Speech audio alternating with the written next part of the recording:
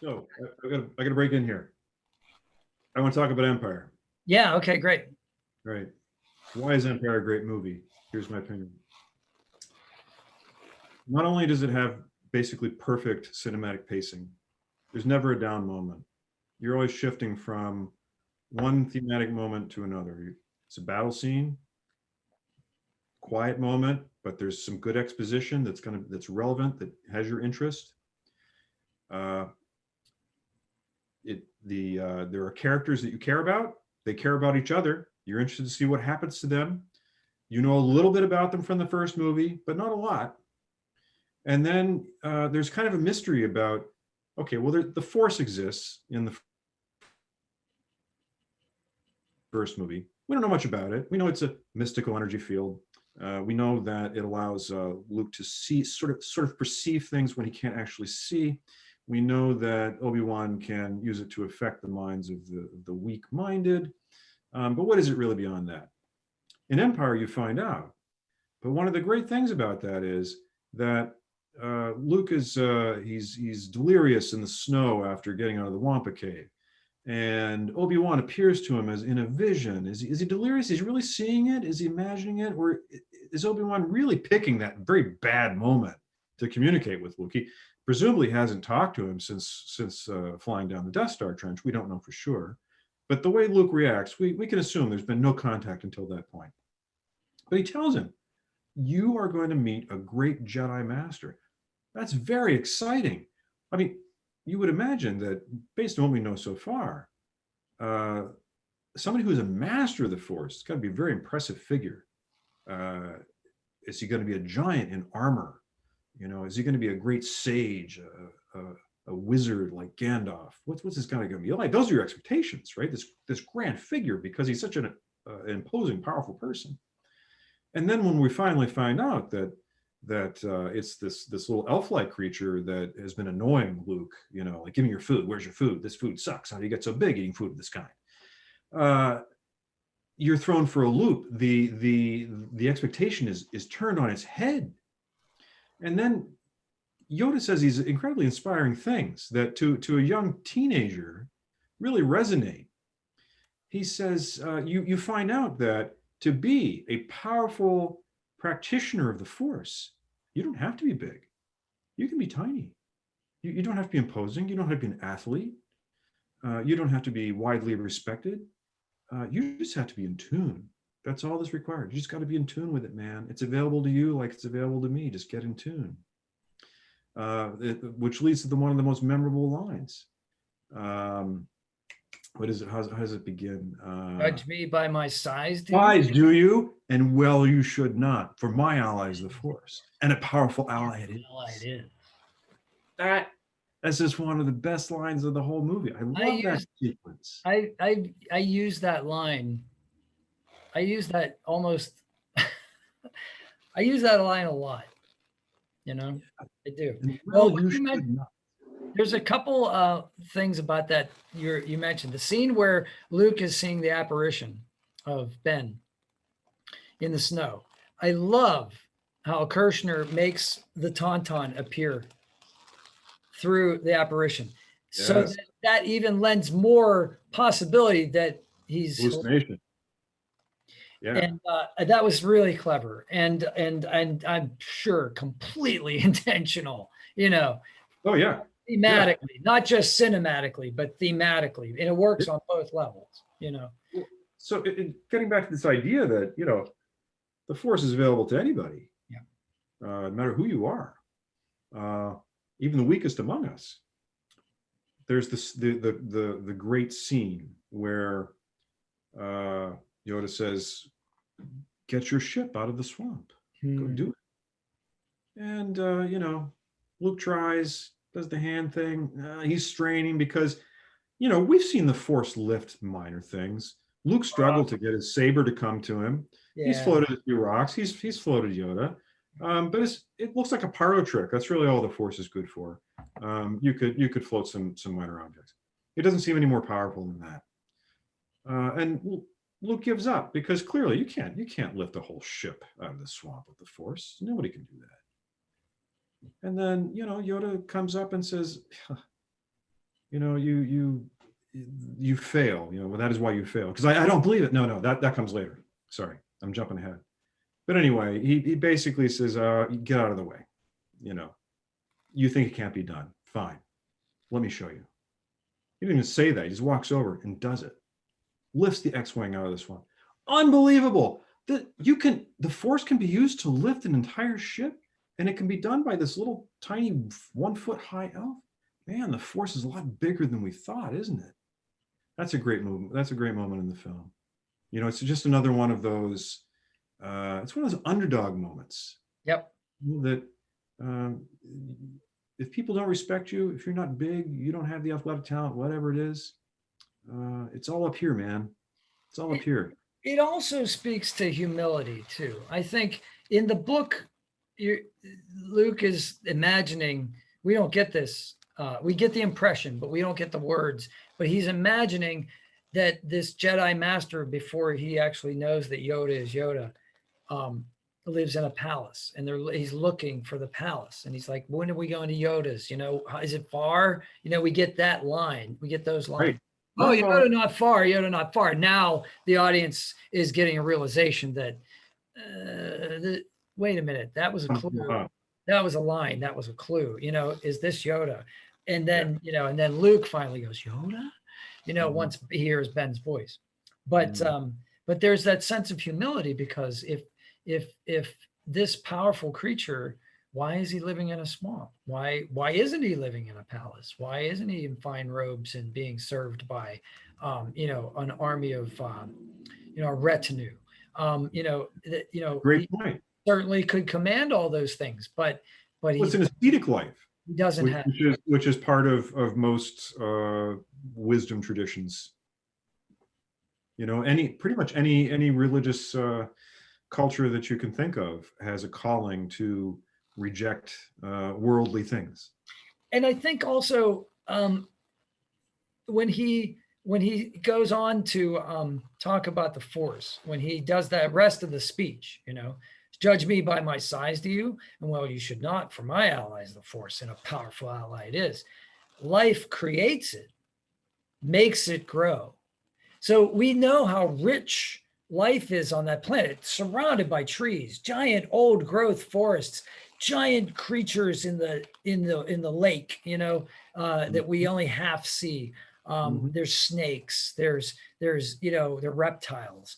To me, my imagination as a child, I thought, well, Yoda's around all of this life because he can harness that life force, and he's part of it as well. So it's almost a Gaia kind of thing. It's almost like a Mother Earth kind of if it's a deity, it's almost like that kind of animism, that concept of of life force, and the use of the word force, I don't think is it fits. Let's put it that way. It fits, with that kind of philosophy, if you want to call it that.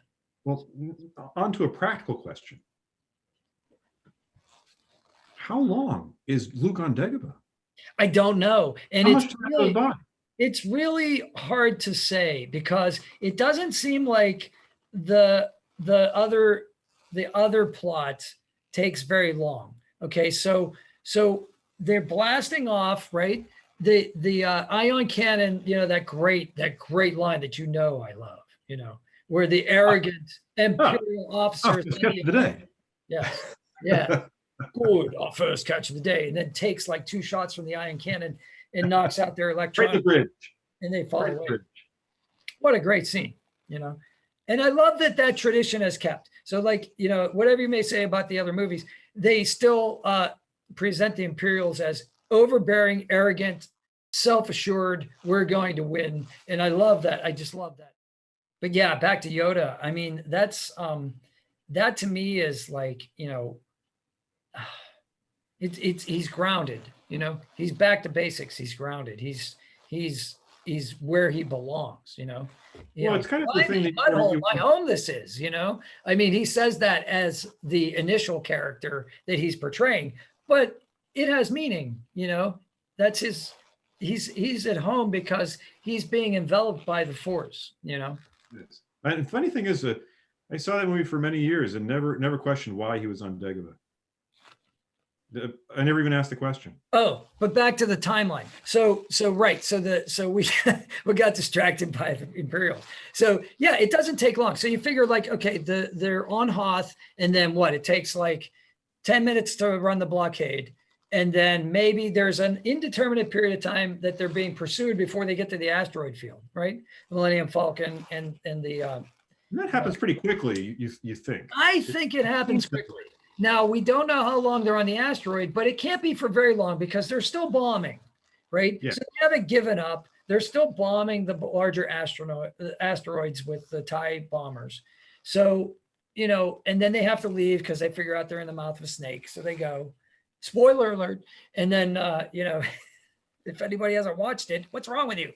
And then, you know, and then they're like, Bespin, it's pretty far. So that gives you a little bit of a leeway, but they're going at light speed. So how far can it be, right?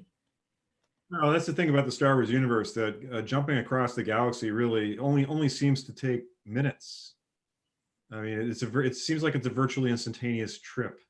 Yes and no. So yeah, I think you're right. It seems that way. But then when Han says in the original Star Wars, which I will refuse to call by the other name, he says, kid, I've been from one side of this galaxy to the other, seen a lot of strange stuff. Never seen anything. Makes me think that there's some, what did he say? Mystical, magical energy field controlling my destiny. I love that. And that line. But when he implies is that not a lot of people have been from one side of the galaxy to the other. So like it can't be that common. At least that's what it implies to me. Maybe I'm reading too much into that. I don't know. You know, that's kind of one of the things I like about that universe is that the technology is unimportant. Mm-hmm. Totally unimportant. Yeah, it's not Star Trek. No, the Star Trek always felt the need to create, and the story was in the scripts for Next Generation, the writers would literally put in brackets technobabble. Technobabble. And then there would be some writer whose job it was to create some plausible sounding nonsense. Which would be a fun job. I would love to have that job. I think that would be awesome. It'd be perfect because I know just enough about science to like know memes and not enough about science to know, boy, this wouldn't really work. You know what I mean? Like I think I would be perfect for that because I wouldn't have a problem writing the technobabble. Yeah. Because I know it's technobabble, you know, but like other of my friends who are more advanced, like I can't, that's not right, you know, and I wouldn't have a problem. So. But it's good to if you're doing an action adventure story, to not have to trip over the details of the technology. Who cares? Well, the problem with Trek, one of the problems with Trek, and I love Trek, but one of the problems is that they use, this Deus Ex Machina, really a machine. They use that as a way out of their plots all the freaking time. Matter, energy, transport for the escape. What's wrong with a good chase scene, right? Well, frequently the escape from the peril is reliant upon the ingenuity of the protagonist characters to come up with a technical fix. Yes. Frequently. Yes. And that's boring. And because we've already seen Geordi put his visor with a tricorder and do something with it, locate a beacon or whatever it happens to be. We've seen that. We know it can be done. Fine, Geordi, you're a genius. You don't have to prove that to me. I'm not excited about that anymore.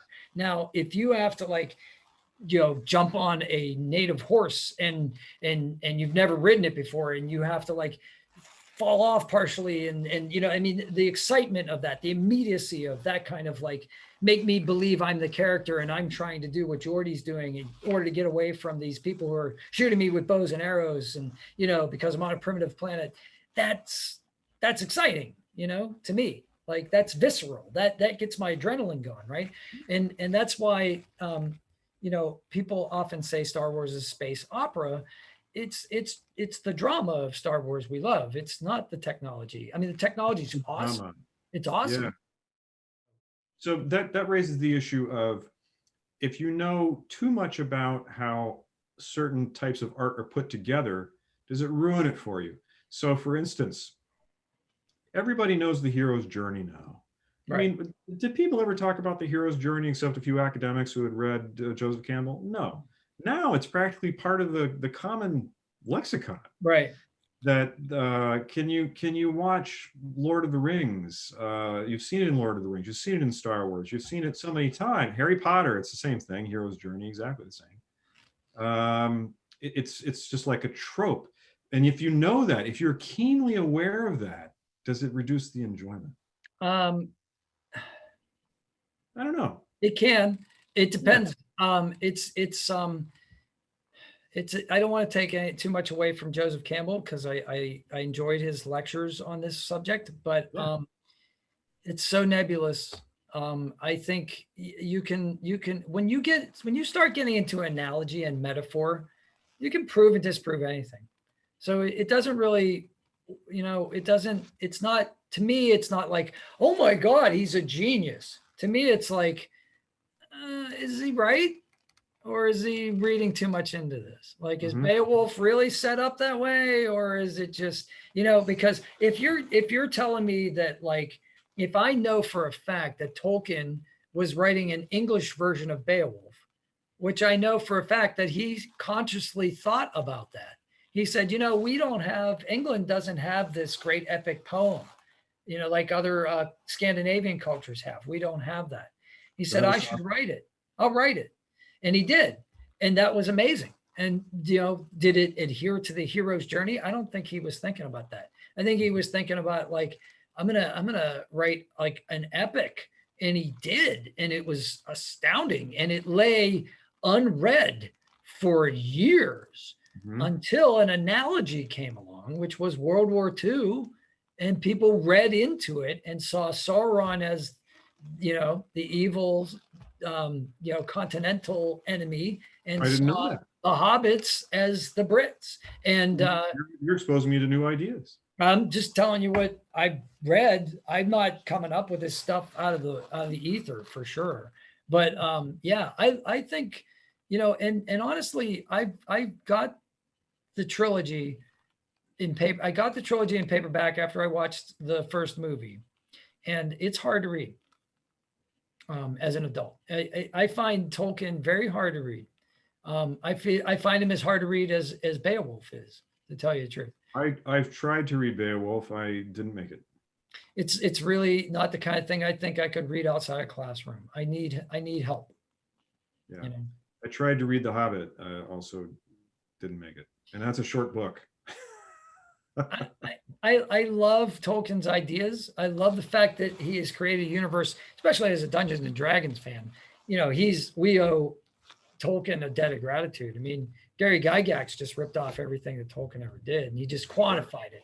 He made rules for it. But Right. but and that's my least favorite part of D&D, are the rules, right? So, like, when I'm a DM, I shouldn't say this because my players will probably, if they ever watch this, they probably won't watch it. But, like, it doesn't matter what they roll because I'm telling a story. Now, I love when they mess up my story.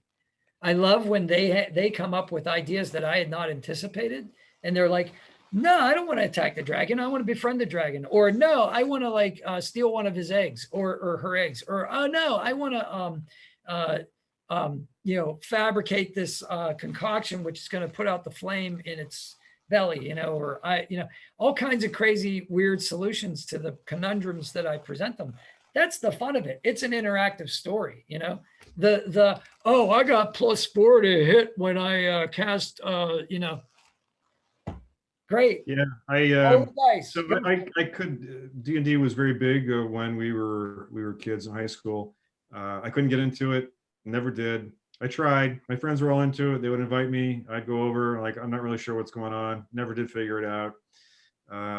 But I was never a sword and sorcery guy. I saw the Lord of the Rings movies, never read the book. I enjoyed the movies, Yeah. but much like my first reaction to Star Wars, like, that was fun, move on. But I think it would have been better to see it as a kid. You are primed for those types of stories at a younger age. Even though you can appreciate them and enjoy them as an adult. It's not when your mind is most fertile ground for that type of story. Yeah, it's the storytelling that I liked. I liked the way Peter Jackson told the story. You know, I did. I thought it was fantastic. I'm glad he cut out Tom Bombadil, because that would have been ridiculous and terrible, but annoying at best. I tried reading that. I can't. Every time Tom Bombadil would come up, I'm like, skip, skip, skip. You know, it was just terrible. Maybe it would help you British. Huh? Maybe it would help you British. I don't know. This is funny though. I remember C.S. Lewis and Tolkien, and there were a couple other guys that would sit around and trade each other's work, and they would read it. And I forget, they had a name for the group, and a lot of people know this name. I don't know it. They were all like going to Oxford at the same time, or they all went to Oxford at the same time. They read each other's stuff. And one of them, not C.S. Lewis, one whose name escapes me, it was Tolkien's turn again to be read. And he was like, not more dang elves, you know, like, and it was like, not more bloody elves, you know. So, you know, it wasn't universally accepted. Let's put it that way. Yeah. Well, I mean, I'm sure that he it's not like there weren't King Arthur stories before, which involved wizards and magic and so forth. That was already established, but he kind of, correct me if I'm wrong, he kind of invented that genre. Don't you think?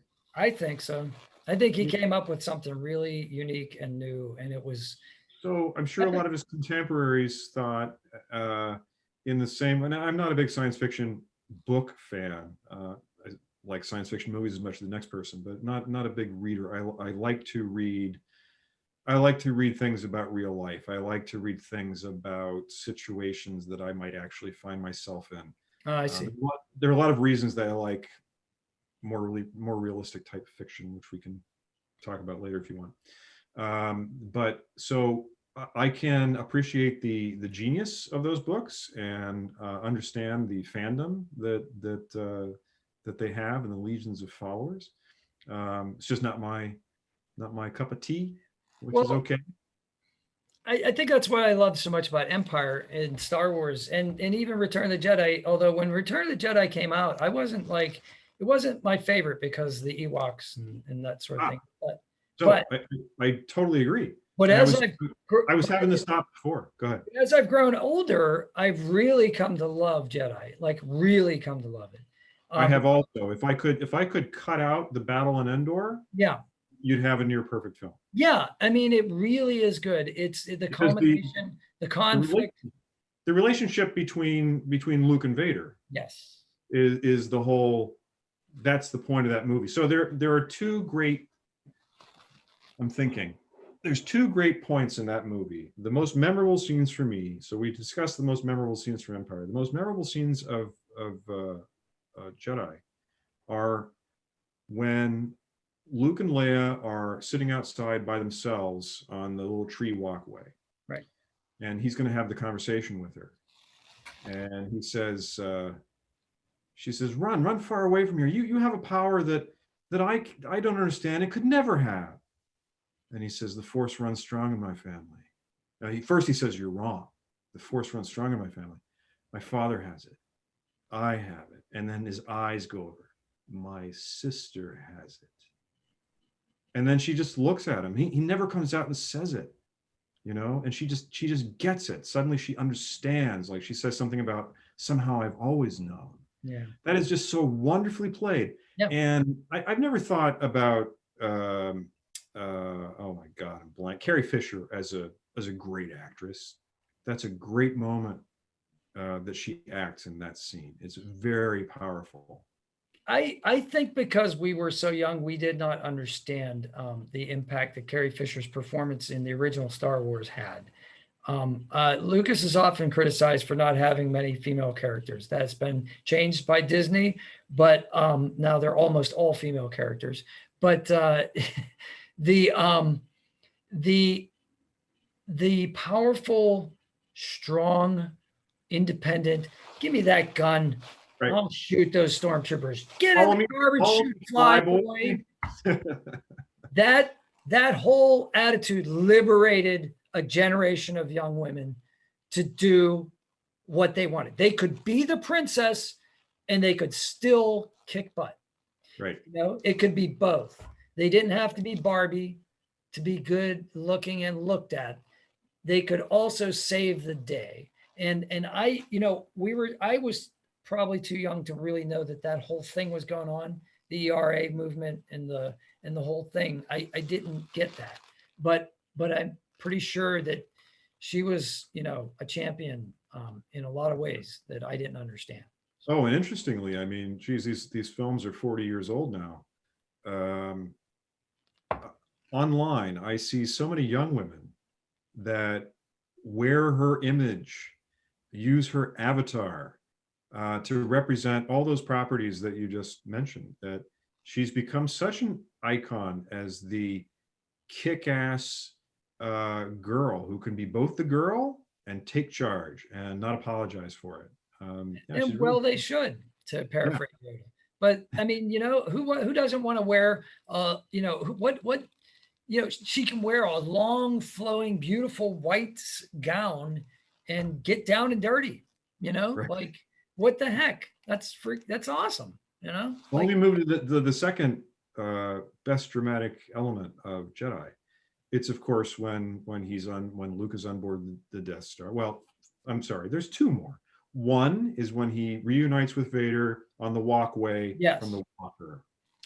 And now they approach each other, the conflict on new terms, because now it's not like, I've never met you before, I'm terrified, I don't know what to expect, I'm too young and untrained. Now he's more prepared, he's more seasoned, he's going to talk to Vader as an equal of sorts. Vader addresses him as an equal of sorts. It's not threatening, it's just very matter of fact. This is how it is. And you've constructed your own lightsaber. Well, it is threatening though, and for a moment, when he ignites the lightsaber and has his back to him, there's that wonderful moment where the green blade goes up and you hear that wonderful sound effect. I love that ignition. Yeah. And what's he going to do? What's going to happen now? Strike him down? What's going to happen now? Right. So that is a very tense moment. A great moment. And then Luke makes the first effort to reach out and tell him, I know Anakin is still in there. And Vader, of course, fights back. There is no conflict. I feel the conflict within you, Father. There is no conflict. And that's kind of like the first time that Vader seems he's got a crack. Yep. Which you've never seen before, because prior to that, he's the invincible Dark Lord. But now he's almost like a real character inside the suit, who's not just evil incarnate, and more interesting, more subtle. And then the third wonderfully dramatic moment that's very powerful is when they're confronting each other on the Death Star 2, and the Emperor is looking for a new trainee to take over from Vader for whatever reason. And Luke's not going for it. He knows the tricks. He knows that anger is the pathway to the dark side. Nothing will get him to do it. And then, as he's hiding in the shadows, when Vader says, he senses your thoughts betray you. There's a sister. Obi-Wan's failure is complete. That's too much for Luke. He loses it. He can't stand it anymore. Vader has found his one weak spot that will allow his anger to truly flow. Luke goes wild. He goes nuts. And of course, forces Vader into a defensive position, cuts the hand off. And then he has that moment where he realizes this is the turning point. This moment, I either become him now or I don't. That whole sequence, brilliant. Yeah, beautiful. And the whole time the Emperor's laughing. He's got that wonderful cackle, and he's going, good. You know, that's the Emperor doesn't care about Vader. He has no cares for anything. He doesn't care about Luke either. He needs a second Sith. He doesn't care which one of them it is. Yeah, they're both Skywalkers. They're both extremely powerful. Sure, and the more powerful one's going to win, and he's going to be his plaything. Sure. Yeah. So if you cut out the Ewok thing, even now, going back and watching that, Ewoks aren't that bad now. I still have a little heartburn about the Ewoks, because I don't know why Lucas went down that road. It seemed like he was really pandering Merchandise. to a young kid audience, and he hadn't. The previous two movies, there was nothing like that. You know, it had tons of kid appeal. Yeah. But he didn't go so far as to turn into a Muppet adventure. Well, I mean, yes, and so while I've heard Mark Hamill say this before, that they would get into discussions as actors do with directors, and they would say during the first Star Wars, how do you want us to play? How do you want me to play the scene? But I think the motivation, blah, blah. And Lucas would often say, it's for kids. Really? Relax. It's for kids. And yeah, he said that on more than one occasion. And he also, I'm sure you've heard this, where he said a light bulb went off at one point. Oh, this is the Wizard of Oz. No. We're off to see the wizard rescue the princess, and I've got the Tin Man, and I've got, the Scarecrow, and yes, yeah, Cowardly Lion, so. Yeah, I haven't really read much about him, other than he seems very inscrutable. He doesn't seem like he's a big communicator. And I've heard Harrison Ford talk about his directing style, which was basically, no matter what was going on, faster, more intense. Yeah, I've heard that too. Yeah. That was usually the direction that they would get. And Harrison Ford objected to a lot of the dialogue because he's like, George, you can write this, but actors can't say this shit. I love when Hamill will often do impressions of Ford. And there's one, I forget which talk show it was on, but he said it was the scene after they were coming out of the trash compactor, and his hair was all perfect. And Mark Hamill's like, well, wait, shouldn't I have like schmutz in my hair and it should be all tousled? We just got out of the thing. And he said, and Harrison Ford came out and said, kid, yeah. If they're looking at your hair, man, we're all sunk like right? That's not what this movie's about, kid. Not what this movie's about. Yeah. So so that's where the heart of Empire and Jedi are. Those scenes. Those are great. Yep, I agree with you. Empire for me, the soliloquy on the catwalk. I'll never join you. Yeah. That to me is the dramatic. It's just the height of the whole. The reveal. I don't even know how I could skip over that. Of course. I mean, it's just like too much. And we're with him. We are Luke, and we're there, and we're like, what would I do? Rule the galaxy as father and son? Yes. Yeah, let's do that. I'll do it. I'm weak. I'll do it. I'm on board, man. He wanted that all along. Makes it sound Vader makes it sound very appealing because he the pitch. We can end this destructive conflict and bring order to the galaxy. Well, that's a great sales pitch. I mean, the rebellion. How many millions of people have died across the galaxy? And he's saying, well, we can bring an end to it. There's a wonderful video out there that is just called "The Empire Was Right," and it argues that point, and it can be argued. The classic description of Star Wars, right? The little blurb on like the Pittsburgh Playhouse calendar, right? Yeah. The funniest one that I ever read was farm boy attacks military installation, killing thousands. I've seen that. It reminds me that I saw a similar one that was supposedly a TV guide for Wizard of Oz. Kansas girl goes out of state, kills I forget what, and kills again. Yeah, meets 3 friends and kills again. Yeah, exactly. Well, that is a summary. It's not wrong. It's not wrong. It kind of misses the thematic point, but it's not wrong. But the catwalk. So when Luke confronts Vader on Bespin. Yeah. Let me back up a little bit. Yeah. Something I love about when Han is chatting it up with Lando. They're going to go have lunch. Lunch door opens. Vader and Boba Fett are in there waiting. Shoot. Vader can deflect blasters. Incredible. That's pretty amazing. We've never seen that before. He does that twice and is like, give me that. Force grabs the blaster out of his hand, and then they proceed to torture Han. And I'm sure I didn't realize when I was a kid, it just, that scene happened and it moved on. I didn't think about it. Only later did I think, wow, man, that's pretty cool plotting, because Vader's torturing Han only so that Luke senses it and is drawn in. He's torturing them just as bait. I mean, it's obvious now, but I don't think I really got that when I saw it as a kid. Here's something that I started to realize too. I don't know how I didn't see this, but you know how in the everybody quotes Admiral Akbar as saying, Leia says it several times in the Han Solo in the carbonite scene. Look, it's a trap. It's a trap. Yes. He fights to get around the corner and say it. Nobody ever uses that meme, Yes. So and that's an interesting scene, because that Luke knows. I know it's a trap. I talked this over with Yoda and Obi-Wan. We all know it's a trap. We all know Vader's trying to get me, but I got to save my friends. I got to do it. I have to do it, even though I know it's a trap. So they have the saber battle, and Luke's not very skilled, and Vader's really just toying with him the whole time. He's not. Not that's the feeling I got.